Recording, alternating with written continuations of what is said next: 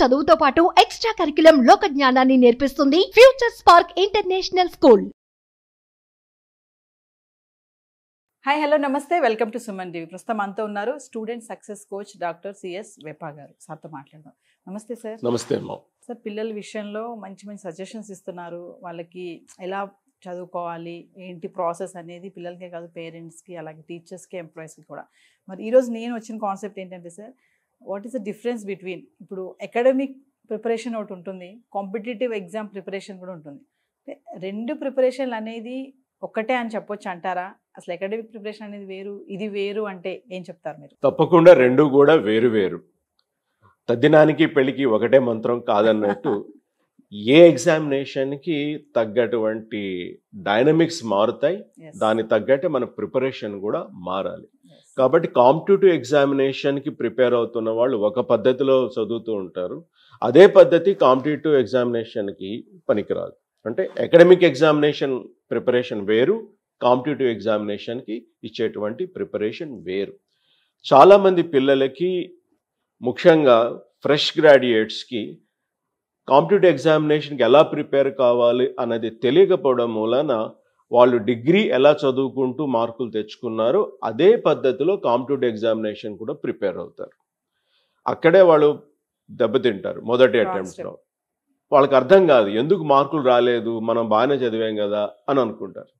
వాళ్ళ దృష్టిలో డిగ్రీ ఎగ్జామ్లో ఎలా చదివితే వాళ్ళకి 70%, 80%, 90% వచ్చాయో అదే బెస్ట్ పద్ధతి అని అనుకుంటారు. సో వాళ్ళకి తెలిసిన పద్ధతి అది, వాళ్ళకి ఎవరు చెప్పలేదు కాబట్టి వాళ్ళకి కాంపిటేటివ్ ఎగ్జామినేషన్ ఎలా ప్రిపేర్ కావాలో తెలియదు.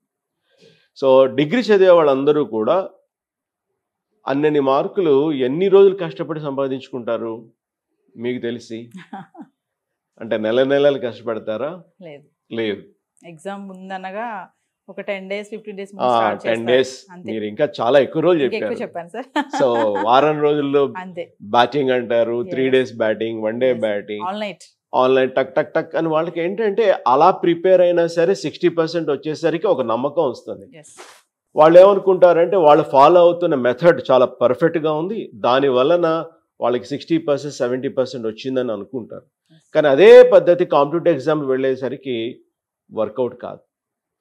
మీకు సివిల్ సర్వీసెస్ యూపీఎస్సీ కండక్ట్ చేసే సివిల్ ఎగ్జామినేషన్లో 55% వచ్చిందంటే you will be IAS officer. అంత కష్టంగా ఉంటుంది.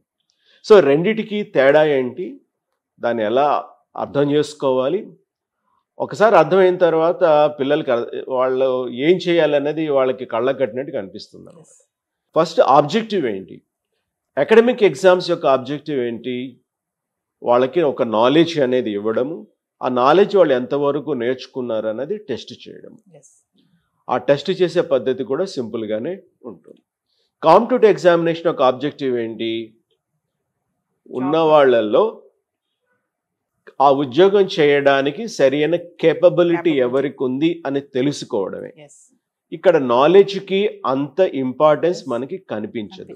వీళ్ళకి కేపబిలిటీ ఉందా లేదా అన్నది ఒక రిక్రూట్మెంట్ ప్రాసెస్ అనేది క్రియేట్ చేసి దాని ద్వారా అసెస్ చేయడం జరుగుతుంది. అది రిటర్న్ టెస్ట్ కావచ్చు, ఇంటర్వ్యూ కావచ్చు. రిటర్న్ టెస్ట్లోనే మళ్ళీ ప్రిలిమ్స్, మెయిన్స్ ఇవన్నీ కూడా ఉన్నాయి. మనకి కాంపిటేటివ్ ఎగ్జామినేషన్లో ముఖ్యంగా ఒక కోర్స్కి జరిగేటువంటి కాంపిటేటివ్ ఎగ్జామినేషను, ఒక జాబ్కి జరిగేటువంటి కాంపిటేటివ్ ఎగ్జామినేషను రెండు కూడా వేరు. ఫర్ ఎగ్జాంపుల్, మీరు డిగ్రీ అయిపోయింది, పీజీ ఎంట్రన్స్ రాశారు అంటే మీరు you're going for another course. అలాంటి కాంపిటేటివ్ ఎగ్జామినేషన్స్ మోరాలెస్ మనకి అకాడమిక్ ఎగ్జామ్స్ లాగానే ఉంటాయి. కానీ జాబ్కి వచ్చి కండక్ట్ చేసేటువంటి కాంపిటేటివ్ ఎగ్జామ్స్ మాత్రం చాలా భిన్నంగా ఉంటాయి. సో ఆబ్జెక్టివ్ అనేది వేరుగా ఉంటుంది. రెండోది సక్సెస్ రేట్ అనేది ఎలా ఉంటుంది? 10th క్లాస్ చూడండి, 15 లక్షల మంది రాస్తారు మన రాష్ట్రంలోనే. అలాగే ఇంటర్మీడియట్ అరౌండ్ 10 lakhs రాస్తారు. సో డిగ్రీ కూడా మనకి దానికన్నా కొంచెం బట్ లక్షల్లోనే ఉంటుంది. ఇన్ని లక్షల మంది ఎగ్జామ్స్ రాస్తూ ఉన్నా రిజల్ట్ వచ్చేసరికి ఎవరి సక్సెస్ వాళ్ళదే. సక్సెస్ మీద లిమిట్ లేదు. అందరికీ ఫస్ట్ క్లాస్ వచ్చే ఛాన్స్ ఉంది, అందరికీ డిస్టింక్షన్ వచ్చే ఛాన్స్ ఉంది, అందరికీ 95% వచ్చే ఛాన్స్ కూడా ఉంది. ఇక్కడ కాంపిటీషన్ అనేది లేదు. ఎవరైతే కష్టపడతారో వాళ్ళ పెర్ఫార్మెన్స్ను బట్టి ఆ రిజల్ట్ అనేది ఉంటుంది. కానీ జాబ్కు సంబంధించినటువంటి కాంపిటేటివ్ ఎగ్జామినేషన్లో ఒక 500 పోస్టులు ఉంటే కనుక 1000 మంది అప్లై చేసినా 10,000 మంది అప్లై చేసినా 10 లక్షల మంది అప్లై చేసిన విజయం అనేది 500 మంది మాత్రమే వస్తుంది. అంటే ఇక్కడ సక్సెస్ అనేది లిమిటెడ్. అకాడమిక్ ఎగ్జామ్స్లో ఇట్ ఈజ్ అన్లిమిటెడ్. అన్లిమిటెడ్ ఎగ్జామినేషన్కి ప్రిపేర్ అయ్యి అందులో మంచి మార్కులు తెచ్చుకున్న వాళ్ళకి ఉండేటువంటి ఒక అభిప్రాయం ఏంటంటే ఈ కాంపిటేటివ్ ఎగ్జామినేషన్లో కూడా అలాగే వస్తాయి, సెలెక్ట్ అయిపోతాము. కానీ ఇక్కడ సక్సెస్ ఇన్ అన్లిమిటెడ్, ఇక్కడ లిమిటెడ్ కాంపిటేటివ్ ఎగ్జామినేషన్ అన్నది వాళ్ళకి అర్థం కావడానికి టైం పడుతుంది. అంటే సార్ ఇప్పుడు అకాడమిక్ ఇయర్లో మీరు అన్నట్టుగా అక్కడ టాపర్స్ ఉంటారు, బాగా మంచి ర్యాంక్స్, స్టేట్ ర్యాంక్స్ వస్తాయి. కానీ కమింగ్ టు కాంపిటేటివ్ ఎగ్జామ్ అక్కడ వచ్చేటప్పుడు వాళ్ళకి అది తగ్గి పడిపోతుంది, ఫెయిల్ అయిపోతారు. అక్కడ ఎందుకంటారు సార్? అక్కడ టాపర్ ఉన్నారు కదా, ఇక్కడ ఎందుకు వాళ్ళు డౌన్ అయిపోతున్నారు? Very much true. చాలా మంది నేను పర్సనల్గా కూడా అబ్జర్వ్ చేశాను. వాళ్ళకి అకాడమిక్ ఎగ్జామ్స్లో మంచి మార్కులు వస్తాయి, గోల్డ్ మెడల్ కూడా వస్తుంది, కానీ కాంపిటేటివ్ ఎగ్జామ్స్కి వచ్చేసరికి వాళ్ళు ఫెయిల్ అయిపోతారు. దీనికి ప్రధానమైన కారణం వాళ్ళకు ఉండేటువంటి ప్రిపరేషన్ మెథడాలజీ, అదంతా కూడా అకాడమిక్ ఎగ్జామినేషన్ ఓరియంటేషన్లోనే ఉంటుంది. కాంపిటేటివ్ ఎగ్జామ్ యొక్క డైనమిక్స్ అనేది వాళ్ళు అర్థం చేసుకోవడంలో ఫెయిల్ అవుతారు. కాబట్టి వాళ్ళు అకాడమిక్ ఎగ్జామ్స్లో సక్సెస్ పొందడానికి ఉపయోగపడ్డ స్ట్రాటజీలు ఇందులో పూర్తిగా పనికిరావు. దానివల్ల వాళ్ళకి సక్సెస్ అనేది రాకపోవచ్చు. ఇది అందరిలో జరుగుతుందని లేదు. కొంతమంది they understand the dynamics and they switch over immediately, అట్లా జరుగుతుంది. సార్ ఇందులో ఇంకొకటి చూసుకోవచ్చు సార్, బై హార్డ్ అంటారు కదా. ఇప్పుడు అకాడమిక్ ఇయర్లో అందరికీ తెలిసిన విషయమే, చాలామంది బై హార్డ్ చేస్తారు, బట్టి అనమాట, వాళ్ళకి బుక్ నాలెడ్జ్ ఉండదు. సార్ కమింగ్ టు కాంపిటేటివ్ ఎగ్జామ్కి మరి బై హార్డ్ అనేది ఎంతవరకు పనిచేస్తుంది అంటారు? కంటతా పట్టడం అనేది నాలెడ్జ్కి సంబంధించినటువంటి విషయం. అకాడమిక్ ఎగ్జామ్స్లో అలా కంటతా పట్టడము, ఫ్యాక్చువల్ ఇన్ఫర్మేషన్ గుర్తుపెట్టుకోవడము వర్కౌట్ అవుతుంది. కానీ కాంపిటేటివ్ ఎగ్జామినేషన్లో ఈ ఫ్యాక్ట్స్ని మించి అడుగుతారు. అంటే క్యాండిడేట్కి అనలిటికల్ స్కిల్స్ ఉన్నాయా లేదా, ఆ విశ్లేషణ దృక్పథం ఉందా లేదా, ఒక డెసిషన్ తీసుకునే క్యాపబిలిటీ, మెచ్యూరిటీ ఉందా లేదా, ప్రాబ్లమ్ సాల్వింగ్ స్కిల్స్ ఉన్నాయా లేవా, ఇవన్నీ కూడా మనకి రిటన్ టెస్ట్లో వాళ్ళు అసెస్ చేస్తారు. సో కేవలం ఫ్యాక్ట్స్ గుర్తుపెట్టుకుని వెళ్ళినంత మాత్రాన వాళ్ళకి అనలిటికల్ స్కిల్స్ అనేది ఆటోమేటిక్గా రావు. పుస్తకం వాళ్ళ ముందు పెట్టిన ఎగ్జామ్ హాల్లో అనలిటికల్ స్కిల్స్ లేకపోతే ప్రశ్నకు తగ్గట్టు ఆన్సర్ ఇవ్వలేరు. కాబట్టి బట్టి వేయడం అనేది, కంటతా పట్టడం అనేది అకాడమిక్ ఎగ్జామ్స్లో కొంతవరకు ఉపయోగపడిన కాంపిటేటివ్ ఎగ్జామినేషన్లో మనకి దాని మీదే డిపెండ్ అయితే మాత్రం కుదరదు.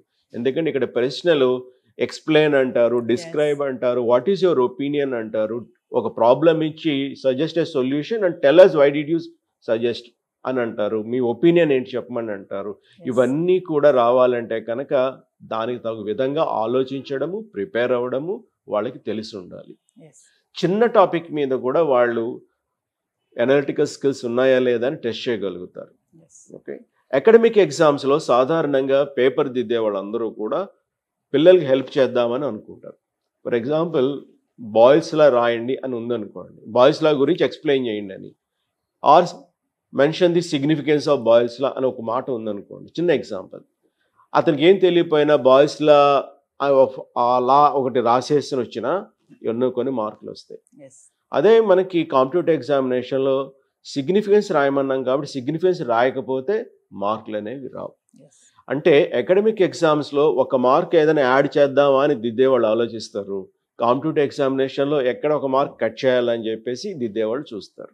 సో ఇలాంటిది వాళ్ళు అర్థం చేసుకుని దాని తగ్గట్టు ప్రిపేర్ అయితే కనుక కాంపిటేటివ్ ఎగ్జామినేషన్లో ఫస్ట్ అటెంప్ట్లోనే విజయం పొందడం అనేది కష్టమైన పని ఏమీ కాదు. సో ఫైనల్గా ఒక క్వశ్చన్ సార్, ఇప్పుడు అకాడమిక్ స్ట్రాటజీలో ఏదైతే మెథడాలజీ ఫాలో అవుతున్నారో అలాంటి వాళ్ళు ఇక్కడ సక్సెస్ అవుతారని చెప్తారు. అంటే ఎలా ఇక్కడ మెథడాలజీ ఫాలో అవుతే కాంపిటేటివ్ ఎగ్జామ్లో సక్సెస్ అవుతారంటే ఏం చెప్తారు మీరు? ఎప్పుడైనా సరే ఎగ్జామినేషన్ బట్టి మన స్ట్రాటజీ ఉండాలి. కాంపిటేటివ్ ఎగ్జామ్ జాబ్కి సంబంధించినవి కూడా సివిల్స్కి ఒక స్ట్రాటజీ ఉండాలి, గ్రూప్ 1కి ఒక స్ట్రాటజీ ఉండాలి, గ్రూప్ 2కి ఒక స్ట్రాటజీ ఉండాలి. అలా ప్రతి ఎగ్జామినేషన్కి ఆ ఎగ్జామినేషన్ ఒక డైనమిక్స్ అర్థం చేసుకుని అసలు వాళ్ళు ఎగ్జామ్ ఎందుకు పెడుతున్నారు, వాళ్ళకి ఎలాంటి క్యాండిడేట్స్ కావాలి, అవన్నీ, అలాగే ప్యాటర్న్ ఏముంది, ఇవాల్యుయేషన్ మెథడ్ ఎలా ఉంది, స్కోరింగ్ ఎంత ఉంది, టైం ఎంత ఉంది, ఇవన్నీ కూడా డైనమిక్స్. ఇవన్నీ అర్థం చేసుకున్న తర్వాత మాత్రమే వాళ్ళు ప్రిపేర్ అవ్వడం అనేది స్టార్ట్ చేయాలి. అంటే కేవలం నాలెడ్జ్ నేర్చుకున్నాను అంటే ఎగ్జామ్లో నాలెడ్జ్ని మనం మార్క్స్ కింద కన్వర్ట్ చేసుకోవాలి. ఆ ఎగ్జామినేషన్లో మార్క్స్ కింద కన్వర్ట్ చేసుకోవడానికి మనకి నాలెడ్జ్తో పాటు చాలా స్కిల్స్ కూడా అవసరం అవుతాయి.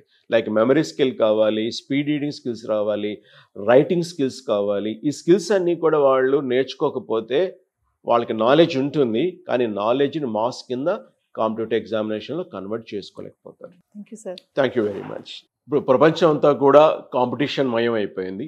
మీరు చదువులో కూడా కాంపిటీషన్లో ముందు ఉండాలి. చదువులో కాంపిటీషన్లో ముందు ఉండాలంటే కేవలం నాలెడ్జ్ సంపాదించడం ఒకటే కాదు, మీకు చాలా స్కిల్స్ కూడా తెలిసి ఉండాలి.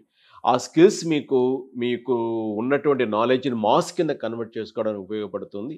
అలాంటి స్కిల్స్ అందించేందుకు మేము వర్క్షాప్స్ కండక్ట్ చేస్తున్నాము. సో ఈ వర్క్షాప్ డీటెయిల్స్ అన్నీ కూడా మీకు తెలియాలంటే ఇక్కడ కిందన పేర్కొన్నటువంటి నెంబర్కి మీరు కాల్ చేయండి, డీటెయిల్స్ అని చెప్తారు. ఈ వర్క్షాప్లో మీరు జాయిన్ అయ్యి మీ యొక్క సక్సెస్ అనేది ఈ ఎగ్జామ్స్లో పెంచుకోండి. We wish you all the best. So viewers చూసారు కదా వీడియోస్. మరి డాక్టర్ సిఎస్ వెపా గారు స్టూడెంట్స్ని, పేరెంట్స్ని ఉద్దేశించి మెమరీ టెక్నిక్స్, ట్రైనింగ్ టెక్నిక్స్ కూడా ఇవ్వడం జరుగుతుంది. మరి ఆన్లైన్ క్లాసెస్ కూడా మేము స్టార్ట్ చేయడం అయితే చేస్తున్నాము. మీరు కింద కనిపిస్తున్న నెంబర్కి ఇంట్రెస్ట్ ఉన్న వాళ్ళు రిజిస్ట్రేషన్ చేసుకోండి, ఎన్రోల్ చేసుకోండి. మరి ఆ క్లాసెస్ ఎవరైతే వింటారో వాళ్ళకి మంచి రిజల్ట్స్ అనేవి తెలుస్తాయి. వీడియోస్ చూసారు కదా, ఎలాంటి టెక్నిక్స్ చెప్తున్నారు, ఎలాంటి టిప్స్ చెప్తున్నారు. అది స్టూడెంట్స్కే కాదు, నాట్ ఓన్లీ స్టూడెంట్స్, ఎంప్లాయీస్కి కూడా, పేరెంట్స్కి కూడా, టీచర్స్కి కూడా ఇవన్నీ కూడా యూజ్ అవుతాయి. సో ఇంట్రెస్ట్ ఉన్న వాళ్ళు ఎక్కడ లేట్ చేయకుండా కనిపిస్తున్న నెంబర్కి కాల్ చేయండి. వెపా సార్ టీం అంతా కూడా మీకు అందుబాటులో ఉంటుంది. ఏమైనా డౌట్స్ ఉన్నా కూడా, ఎలాంటి సందేహాలు ఉన్నా కూడా ఆలోచించొద్దు, కాల్ చేయండి. సార్ టీంతో మాట్లాడండి, రిజిస్ట్రేషన్ చేసుకొని ఎన్రోల్ చేసుకోండి. Thank you. సుమన్ టీవీలో మీ పర్సనల్ అండ్ బిజినెస్ ప్రమోషన్స్ కోసం కింది నెంబర్కి కాంటాక్ట్ చేయండి.